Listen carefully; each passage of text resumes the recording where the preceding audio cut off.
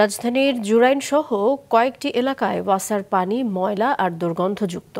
নামা খাওয়া বা অন্য কোনো কাজে ব্যবহার করা যায় না এই পানি। এলাকাবাসী অভিযোগ দিলেও প্রতিকার মিলছে না। সুলতান আহমেদের ক্যামেরায় মাহমুদুল হাসানের রিপোর্টে বিস্তারিত। রুমি আক্তার বিয়ের পর থেকে বসবাস করছেন স্বামীর স্থায়ী ঠিকানা জুরাইনে, আর সেই তখন থেকেই ভুগছেন ওয়াসার পানি নিয়ে। ময়লা দুর্গন্ধযুক্ত পানির কারণে এলাকা ছাড়তে চেয়েছেন অনেকবার, কিন্তু যৌথ পরিবার হওয়ায় তা সম্ভব হয়নি। পানিটা সকালে যখন আমরা ব্রাশ করতে যাই বা রান্না করতে যাই, অনেক সময় রান্নাটা ওই পানিটা করা যায় না। আমাদের এই বাসাটাই হচ্ছে গিয়ে মনে হয় তুলনামূলক একটু ভালো, কারণ একটু উপর দিকে হওয়াতে। নিচের দিকে মানুষগুলো তো আরো খারাপ অবস্থা, কেঁচো পর্যন্ত আসে পানিতে। পুরো এলাকার বাসিন্দাদের জীবন বিষিয়ে দিয়েছে ওয়াসার পানি। হাজারো অভিযোগেও কাজ হয় না।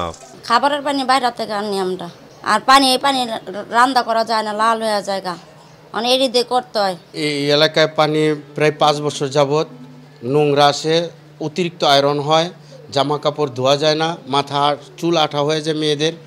রান্না করতে গেলে সেই পানি, আর 1 লিটার পানি 1 টাকা নেয়, বড় এক ড্রাম পানি কিনতে গেলে 20 টাকা করা যায়। এইভাবে প্রতিদিন চলতেছে। এক যুগে ওয়াসার পানির দাম 3 গুণ হলেও মানের উন্নয়ন ঘটেনি একটুও। দিনের পর দিন এমন অপরিষ্কার আর ঝাঁঝালো গন্ধের পানি ব্যবহারে বাধ্য হচ্ছেন জুরাইনবাসী। এই কদিন আসলে গিরিসিনের গন্ধ পানিটা, 3-4 দিন আগে আজকে একদম ফুল জানি গুয়ের গন্ধ হইতেছে এরকম পানিটা। পাইপ লিক থাকতেই পারে, এই কারণে যেমন পানিটা গন্ধ আসে। আগে তো এরকম ছিল না, ইদারিং যেমন পানিটা বেশি গন্ধ। একই সমস্যা খিলগাঁওয়ের নন্দীপাড়া, মিরপুরের নাখালপাড়া সহ রাজধানীর আরো কিছু এলাকায়। নন্দীপাড়া এলাকার মধ্যে পানিতে আয়রন দেখা দিচ্ছে, ময়লা গন্ধ আসে। বহু পুরানো লাইন, এই পুরানো লাইনটা নতুন করে কোনো সংস্কার হয় নাই। আমরা পানির লাইন নিতে নিতে এত ছিদ্র হয়েছে যে পাইপে পানি আসে, ওই আমাদের ছিদ্রগুলো লিকেজ মিকেজ হইয়া ময়লা পানিগুলো ঢুকছে। এই ময়লা পানি ঢুকার পরে শুধু এই পানি তো খাওয়ার উপযুক্ত নাই, ওই যে পাক শাক করবো, গোসল করব, এইটার উপযুক্ত না। এই পানির সম্বন্ধে যদি জিজ্ঞেস করেন, আমি এক কথাই উত্তরে বলবো, এই পানি কোনো কাজেরই না। ওয়াসাকে একাধিকবার বলা হয়েছে, ওয়াসা তো এই ব্যাপারে ওয়া কি পাচ্ছেন, ওয়াসা ভালোভাবে জানেন যে টাকা নিতেছে, বিল নিতেছে, এটা অবৈধ আমি মনে করি। যেহেতু আমি যেটা খাইতে পারি না, এটা বিল দেই, এটা অবৈধ না বৈধ? এ বিষয়ে জানতে ওয়াসার যাত্রাবাড়ি জোন 7-এর অফিসে গেলে সাংবাদিক পরিচয় জানার পর ঢুকতে বাধা দেওয়া হয়। ওয়াসার প্রধান কার্যালয়ে যেতে বলেন নিরাপত্তা রক্ষীরা।